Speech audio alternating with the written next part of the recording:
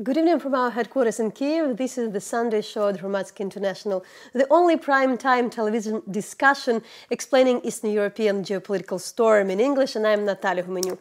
And this week we have an extraordinary feeling because it's already 5 years since Hromadske exists.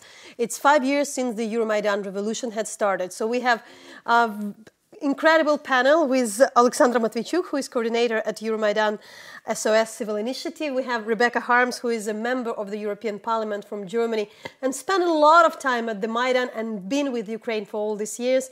And also Yulia Marushevska, who is also a known Euromaidan activist, but also for some time was a civil servant running the Odesa custom. But now I should say that, look, this week, 22nd of November, Ukrainian government, all these Euro-optimists who went to power, they were dealing with the budget. Ukrainian budget was voted.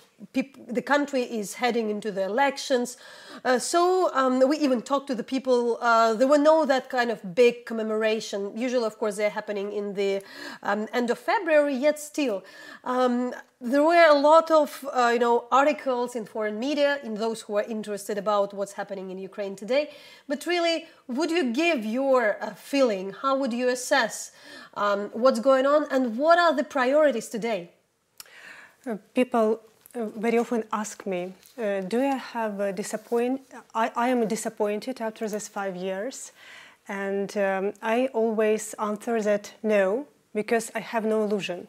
I know that after Euromaidan, it was a huge protest who underline the vector of our way, and we have to do a lot to go straight on the way, and we win after the Euromaidan. We only won our new tasks for themselves. That's why I think that our new tasks for current moment is still to build independent democratic institutions and to finish this Euromaidan battle. Yulia, there is obviously a surprise, not a surprise for you. Before you answer a question, we would remind the famous video, I'm a Ukrainian, which went viral that time ago. But there were some demands you mentioned that way. I'll ask my team to show this video so far, and then you probably will respond. Sure.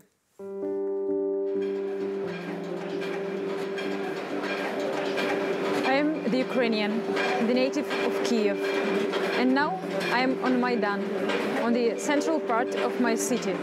I want you to know why thousands of people all over my country are on the streets. There is only one reason. We want to be free from a dictatorship.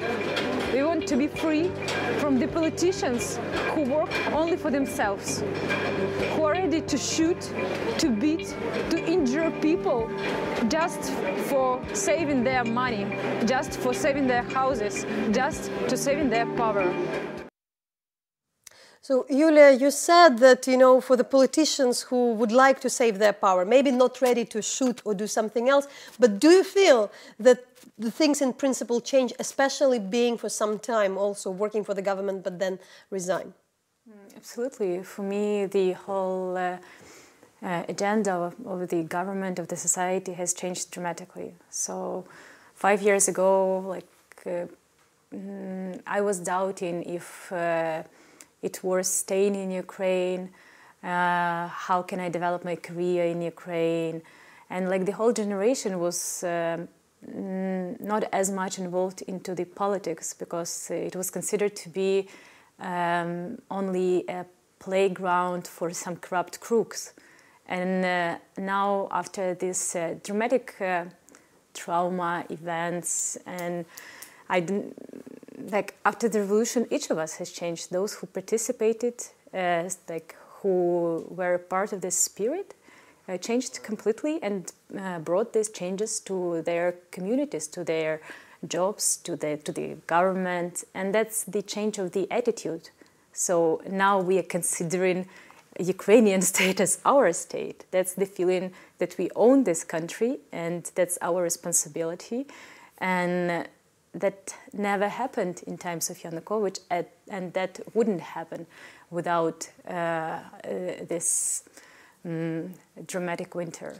I would still follow up on that because, you know, I think sometimes we're put in the position that we need to compare. Is it better than Yanukovych? And, you know, is it already enough to be better than at the Yanukovych time? So, for instance, you worked for the Odesa customs. We have also, you know, our team was traveling. There was we can show also the video that you were there. You got this opportunity. But still, we know that the system is corrupt, that for some of the activists, of course, they could go to the parliament, yet not everything could be done.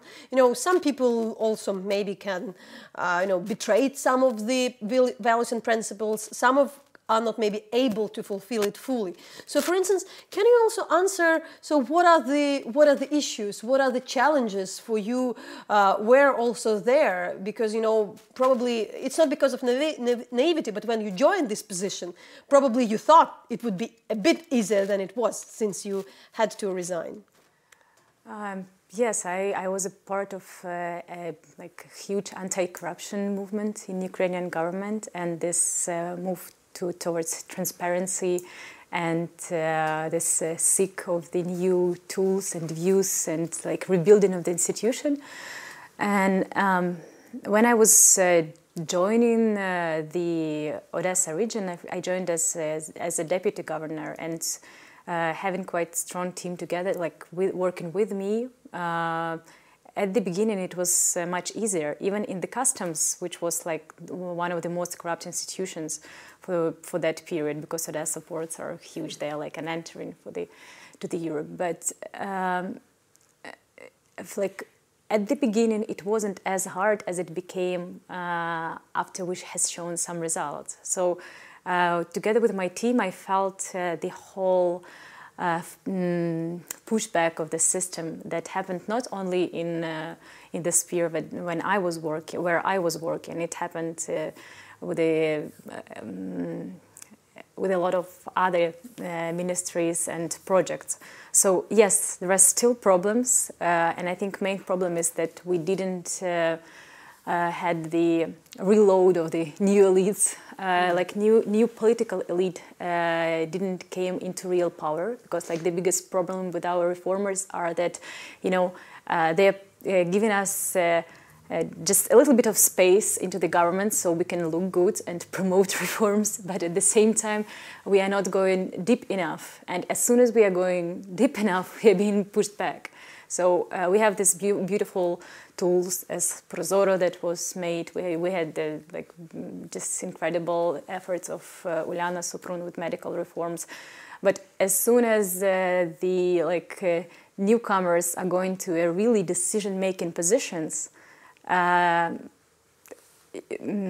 quite intense reaction is happening. So in my case, the reaction started when we really cut off all the corrupt cash flow, when we get rid of the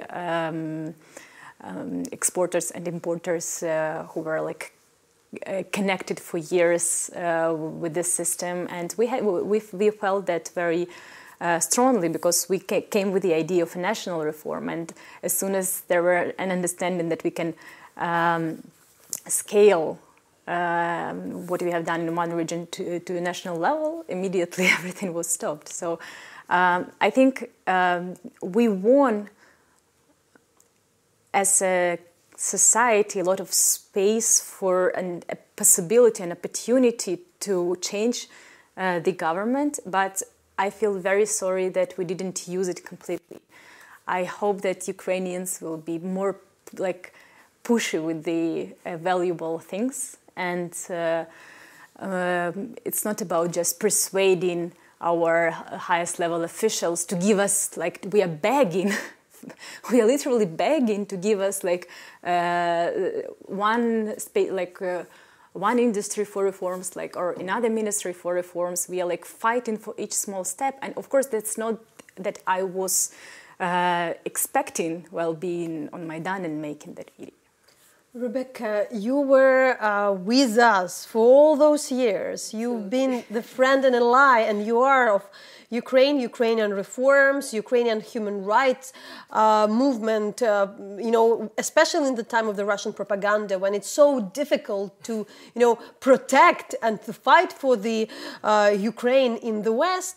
Still, there was, I would just say my feeling that, you know, like when there was a need, obviously the people who now in the Ukrainian government, they were always asking you to help, to be their ally in the European Parliament. But as long as you're getting critical, they kind of try to say that we don't need this Western involvement today. What are your feelings after 5 years? You know, nobody can doubt that you do everything in the best interest of Ukraine. But what are the important things to mention looking at what's happening in Ukraine today, 5 years after the Maidan, knowing a lot of people? Yeah, so I also get these questions. Are you disappointed?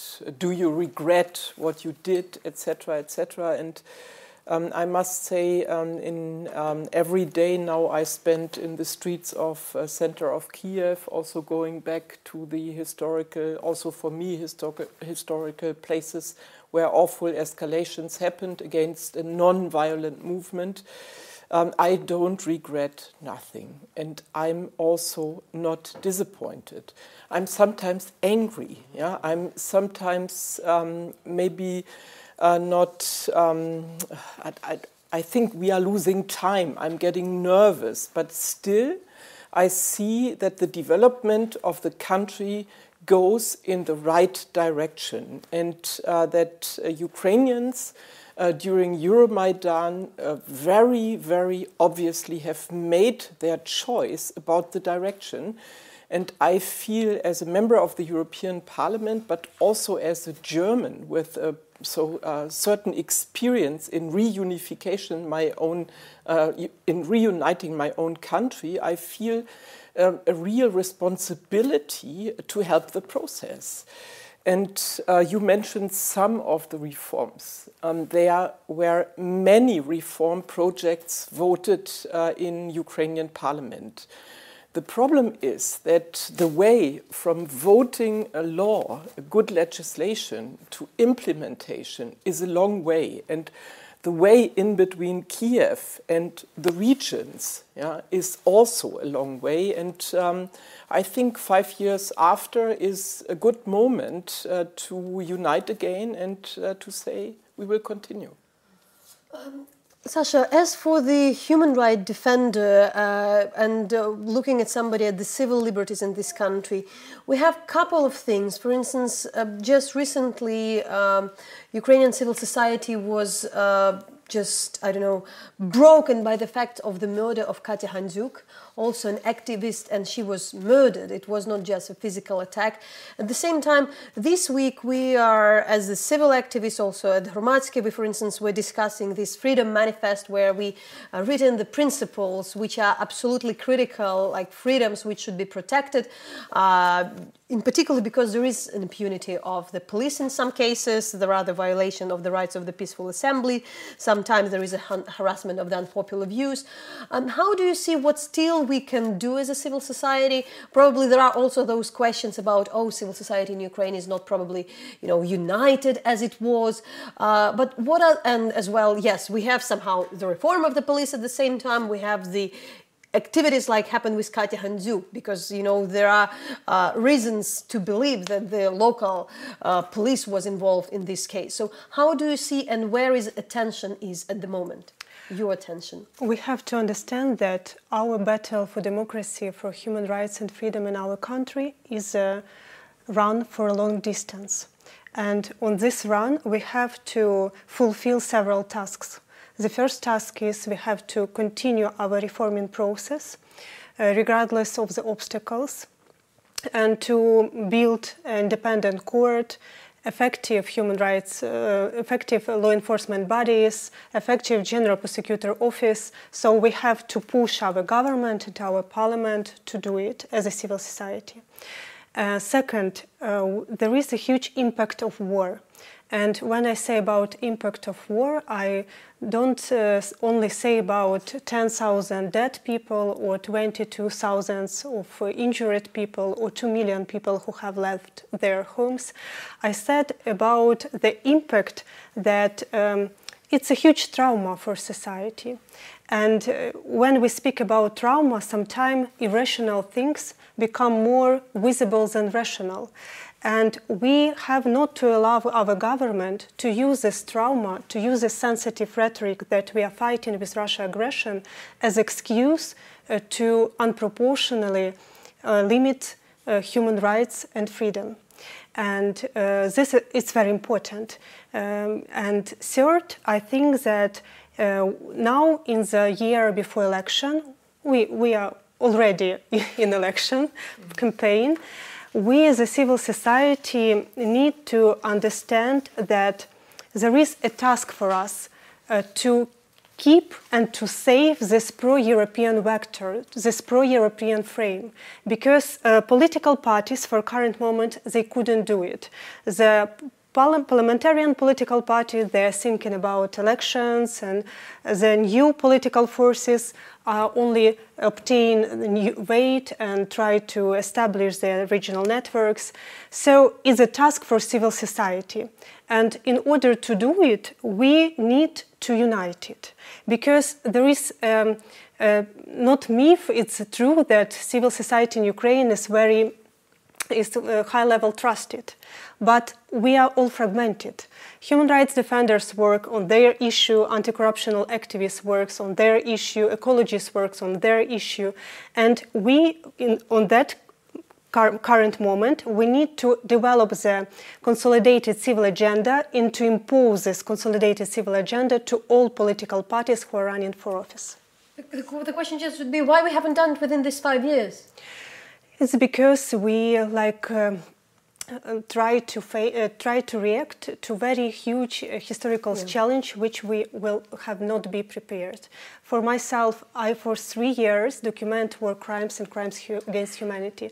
I have never imagined before that I will do such kind of job. Becca? And so always now looking to the pictures from Maidan in winter 2014, was this already? Yeah, they were, they so are. It's, I think, so the trauma, yeah, and the tragedy, which is the war, is really, it started on the place and continued with annexation of Crimea and occupation and war in Donbass.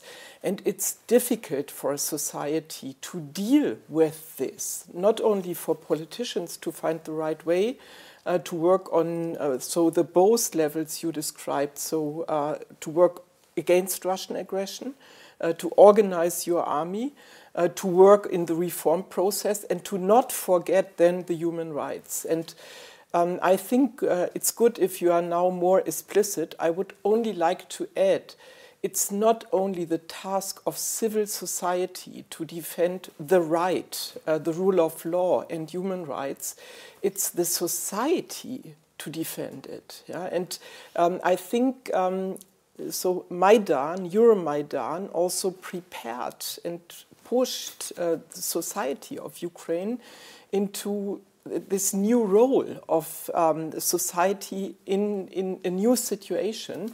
And I hope that in the upcoming election campaign, I see also it already started, that it will not all again be spoiled. For example, I'm convinced that citizens also in Ukraine, they have a very good hunch whether politicians use what happens in the East, yeah, as an instrument of the campaign, or whether they are really offering perspectives out of this. And we will see. I should also say that I encourage our audience also to read this Ukraine's Freedom Manifesto, which we have, which had started also to the discussion on where there are any red lines and what, in fact, are the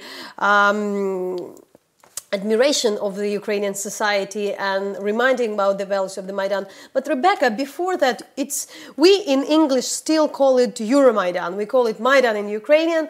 But as a politicians having the chance to talk to the Ukrainian government, those who, as I mentioned, were asking for your support some time ago when they were in the opposition, do you feel that they still, I'm speaking about the top level politicians are really up to their values, that they, how would you also assess the whole process of the European integration from the position of the government? In this studio, we are not here to, explain Ukraine to the audience, which is believing the Russian propaganda. We're discussing the issues as they are. So we had issues with the Ukrainian government and also with the president on several issues. It's well known. So without pressure and also measures, conditions fixed by the European Commission and the European Parliament and also the United States donors, we would not have seen the decision on the High Anti-Corruption Court. Probably Artyom Sitnik would have had much more problems in the competition of different anti-corruption boards without our attention given to what happens in Ukraine in the reform process. And I think it's good that meanwhile the Europeans and the Americans play a more active role also here in the institutions. But having said that, so the real success of reforms will be decided by Ukrainians. So whether it goes sustainably in the right direction will never depend on Brussels. We can assist, but the reforms and the change must be in the hands, in the responsibility of the Ukrainians. What are your plans? You've been working for the government, you resigned. However, we're coming to the election process, and there is after years a question. Have the activists of the Maidan who already taken the decision to join to be the authority, to take this responsibility, would come as a united political force, maybe not one political force, but still. So how do you see this, for instance, in particular yours, involvement in upcoming, parliamentary election or your future work for the government? Question about unity of the civil society, I think it's crucial right now, not only for civil society, for, I would say, modern democratic forces. On presidential elections also, because if we are speaking about bringing new leaders into power, we have to give them a chance to do that on different levels. And I just came back from a year of studies in the US and UK, where I was on a program on global public policy, and it was very interesting managerial program where I had a chance to learn experiences of different countries all over the world which were going through transition, and that gave me a feeling that it's a normal process that we are in. We are not unique in our challenges, but at the same time, to become a modernized liberal democracy is not something that happens for granted. For this to happen for our society, we have to put a lot of effort into it.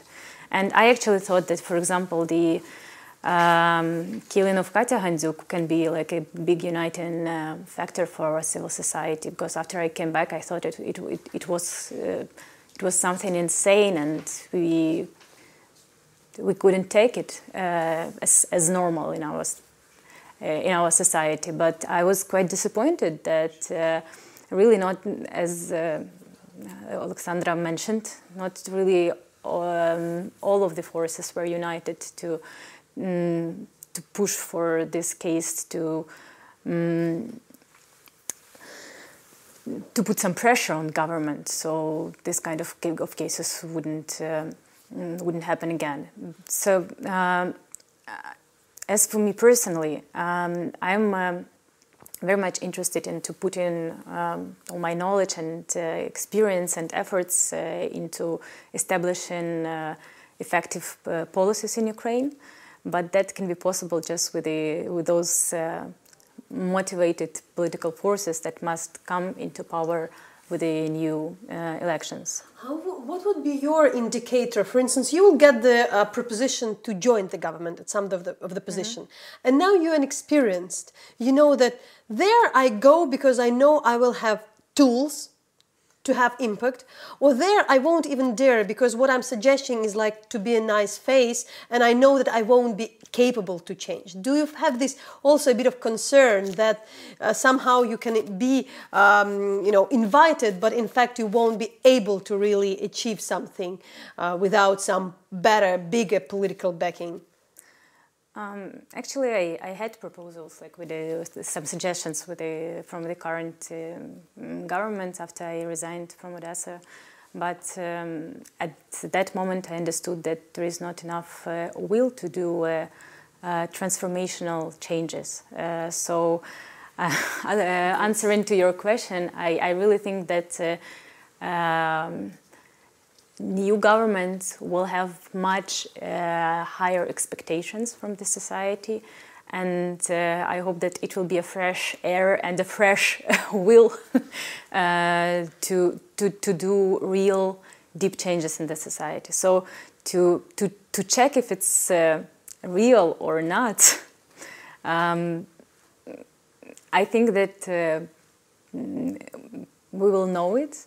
We'll see it from the first steps, because now not only I'm as a Euromaidan activist and just a person who went through all these challenges became more experienced. The whole society now sees more, understands more, is more politically active, and I hope will make a right choice so new motivated people can come. I should also say, you mentioned the case of Katya Handzuk. We all mentioned it also because it was a bit of horrendous case of the impunity, and we knew that Katya was still alive and could, give testimony to the investigating team.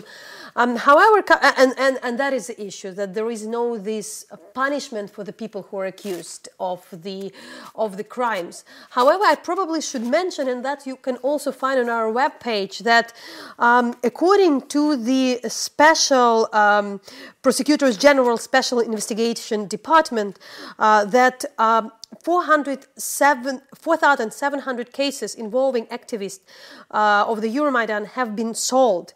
That is the case, as we know that at least there were 15,000 people have been investigating in connection of these almost 5,000 cases. We know that 442 persons have been suspected of crimes, and 279 people have been indicted, 13 people are currently in custody, 52 persons have been found guilty. I think that it's important. None of them are like high officials, they are. However, I think it's important to understand for also the audience that it's not just nothing happening. I know that a lot of Ukrainians don't really know that like every Tuesday there is the hearing regarding the Berkut, Ukrainian riot police. You can go and hear it. But Olexandra, maybe you would just also remind us on particularly these human rights violation cases we should still remember. For sure, we have to monitor and to observe what's going on with Euromaidan cases, because I respect the Sergei Gorbatyuk work. He joined efforts with lawyers of Heavenly Hundred, and they provide a huge work to investigate what's happened during 3 months of protests. But still, they face with the same problem of impunity because of non-reform law enforcement bodies. And please, you can see all new suspects, they worked in Minister of Internal Affairs, so it's not normal. They are on position, they're on duty, and then they face with another elements of impunity. It's our courts, which still is going on process of reforming. And when we analyze all the Euromaidan cases in 2015, we, together with lawyers of Heavenly Hundred, and provide our recommendation to General Prosecutor, to Minister of Internal Affairs, to Head of Supreme Court of Judges, etc. We had like non-optimistic conclusion that without involving international elements in this investigation, we will not obtain the results which we want. And I still on these thoughts. Rebecca, I will ask in the studio now for some hope from you. You know why? Because it feels like 5 years ago there was some hope coming from the West. It was needed, and there is no question that as also a Ukrainian, a journalist, talking to a lot of foreign journalists, foreign delegation, Ukrainians had to beg for the support of the West. It's not like it was imposed. There were little people like you who were ready to come. But now it feels the atmosphere is very different. We have Brexit, we have all the populists coming to powers. I can't imagine now people speak about European values in European Parliament. It might sound even ridiculous if you come with, it just counter anything which is happening in the European Union. Is it exactly the case? Or where are those support, where Ukrainians, with the promotion of the liberal values, with the promotion of the human rights, where Ukrainians can feel that it's there? Because you won't expect it from Mr. Trump, you won't expect it from some of the government. You know that everybody speaks that European Commission is not that strong, and if they issue the statement, so what? Especially having Vladimir Putin. So really, is it exactly the case, or I think what you can rely on today, and I think it's good, is that most of the active politicians and responsible politicians in most of the EU countries, and still a majority of politicians, and this is also true, I think, for the main institutions in the United States, know that this process, what started in Ukraine 5 years ago, is still a process which will serve in the end to more security on the European continent, because it transforms bigger parts of the east of this continent into a stable, secure and democratic space. And I think even myself, I knew Ukraine before Euromaidan, even before it existed as independent nation. But only in this period of the weeks and months from November 2013 to February 2014, I understood what is still the missing step out of the past, out of the legacy of Soviet Union. And so because this is not only about you, but about all of us on the continent, you will never lose the support. It might be not the support you wish, and it might also sometimes feel weak, but you will not lose the support. And I would like to add very, very important thing for us, because we feel it. We can also rely upon international solidarity. For example, when we launch global action Save Alexei, we got a response from people from 35 countries, and they organize one day a demonstration, public demonstration in the more than 100 cities around the world. So it still works. So let me say this, your activities for Oleg Sentsov and all the political prisoners from Ukraine in Russia, your activities had quite an impact on many parliaments, many city council of Paris, for example, but also on the European Parliament, because Oleg Sentsov will get, replacing in this also standing for all Ukrainian prisoners, he will get the most important human rights prize, the Sakharov Prize. The name is also important in this case, now in December.